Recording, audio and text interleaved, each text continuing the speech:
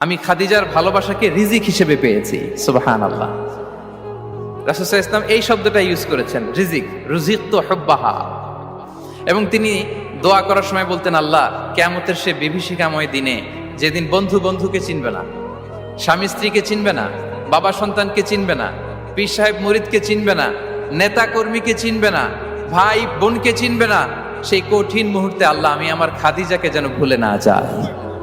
রুজিকতু হুব্বাহা। খাদিজার প্রতি ভালোবাসা আল্লাহ তাআলা আমার হৃদয়ে রিজিক হিসেবে দিয়েছে। তাহলে রিজিকের সর্বোত্তম স্তর হচ্ছে পুণ্যবান স্ত্রী, নেককার সন্তান। আর রিজিকের পরিপূর্ণ স্তর হচ্ছে মহান আল্লাহ তাআলার সন্তুষ্টি।